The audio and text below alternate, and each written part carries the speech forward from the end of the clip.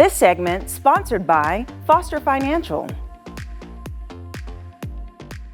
Welcome back to Women's Wealth Wednesday, where we give you some interesting financial advice, but particularly for women. And joining me today is Caleb Doan, the Vice President of Foster Financial. Hi, Caleb. Hi. Good morning. Good morning. Thanks for having me. Yes. Okay. So this topic is kind of interesting because this is about inheriting an IRA. Yeah. And I think people may be like, oh, you can inherit an IRA? So what is that about? Like, who actually can receive it, and what is the structure? Yeah, so I mean, really anyone can receive an IRA, and it's a lot more common than what people think about. I mean, they think about getting money from, an estate or the sale of their parents' home or something like that when they're passing everything down eventually. But a lot of folks have money saved up in an IRA. That's one of the most common types of investment accounts. And so it gets inherited very frequently. And the rules around these can be relatively confusing, and they've also changed a lot within the past few years. And so it's something that tends to affect women maybe even more often, just because they oftentimes maybe outlive their husbands, and so they're inheriting assets from a spouse. But you can also inherit these from a parent too. And the rules are actually different depending on who you inherit it from. So of course the government likes to add an extra layer of complexity there too. So we'll kind of talk about inheriting both of those and the rules associated with them. Okay, so let's start with the spouse, right? Yeah. Okay, so two spouses could have two different IRA accounts, right? Yep. Because they're individual retirement accounts. And so one spouse passes away, then what happens? Yeah, so this is the simplest scenario.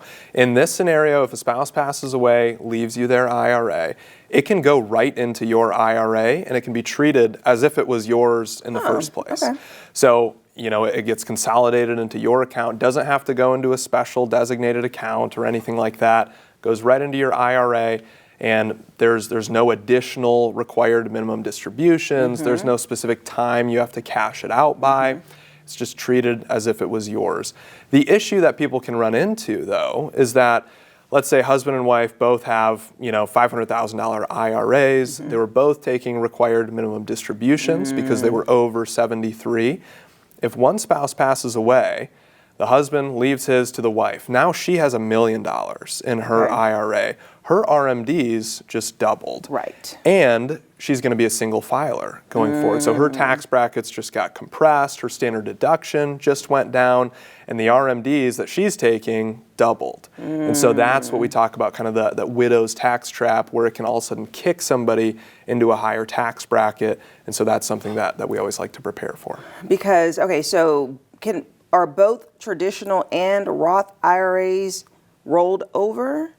Yes, yep, they can both be rolled over. The one difference, though, is that the Roth, doesn't have those required minimum distributions. So you don't have to worry about that. Those accounts are a lot less common, though. It's a lot more common to be inheriting a traditional IRA. So that means that the taxes have not been paid on it yet. And so what you're saying is that that's kind of why they make that required minimum distribution, so they can finally start taking taxes from that money. Yeah, that's the whole point. So. Yeah, like that. Okay.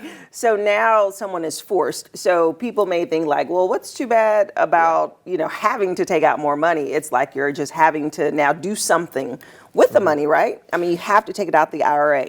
Right. What do they do with it then? Yeah, well, there's a lot of people that might not need that much money to live off of. They're saying my RMD is, $50,000 a year. I only need to pull out 20 for my IRA, combine that with my pension, Social Security. That's more than enough for me to live on. So they'll just move it into a different investment account. Okay. The issue, even when you do that, you have to pay taxes on it. So moving it out of the IRA, again, the whole reason is because the government wants to tax it, and so they're going to get their chunk. And that's the issue, is that if it kicks you up into a higher tax bracket, you're paying a larger percentage to the government. So that's why you're saying the widow's trap, because you're no longer filing as a joint married filer, filing jointly, married filer. You're now single, and that bracket is high when you're paying your taxes and stuff.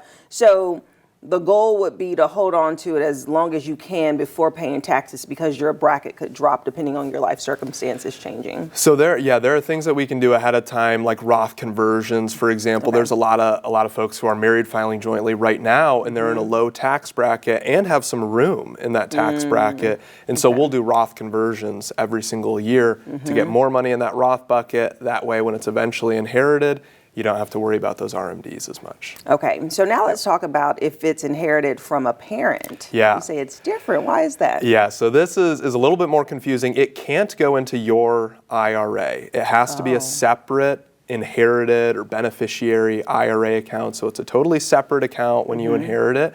And the rules used to be that you could stretch out the required minimum distributions over your entire life. So you immediately had to start taking RMDs, even if you were 50 years old. If you were younger, you still had to take RMDs, but it was a relatively small amount, and you could do it over your entire life. They recently changed that, where they said it still has to go into that separate account, an inherited IRA account, but you have to cash it out within 10 years, actually. Like the whole thing? The whole thing has to be cashed out within 10 years. And again, you can see the issue. If you inherit a $500,000 IRA, you're having to pull out now $500,000 within 10 years. Wait a second, let's go back. So you say this is a new rule, and this applies to anyone who has an IRA if you are over that 73? This applies to anybody who inherits an IRA from someone who's a non-spouse. So like a parent is the Got most it. So an individual typical. can keep their IRA as long as, okay. Yeah, absolutely. So if you get it rolled over, or you have to put it, you get it as a beneficiary into the special account, you have 10 years. Yep. And then if not, is there a penalty? Oh yeah, they love to hit you with penalties. Up to 25% is what they can hit you with, a penalty, and you still have to end up taking it out and paying taxes on it. But yeah, they definitely want you to take it out within 10 years because, of course, the government wants to get their taxes, and they want their taxes quicker now. So previously they said you could spread it out over your lifetime. Now they're saying nope, needs to be with 10 years. And also the final kind of layer of complexity, if the person who you inherited it from, like a parent, if they were taking required minimum distributions, so if they were over 73, you also need to take required minimum distributions too, and also cash it out within 10 years. So there's a certain amount you have to take out every year, and within the 10th year, the entire thing has to be cashed out. Obviously, there's a lot of rules around this, and there's a lot of tax planning that needs to go into it too. We don't want to just save it all for year 10, because if we wait to do that, all of a sudden you're in a 35% tax bracket in year 10, so there's some strategy that goes into it. Oh man, so much, so complex, so good. Thank you for breaking it down for us today, Caleb. Absolutely. Okay, so like Caleb said, there are levels to this, so it's so important to reach out to a financial advisor to get help with your tax strategizing and your tax planning. And we'll have their website and phone number listed below for Foster Financial, and I'll see you after the break. This segment sponsored by Foster Financial.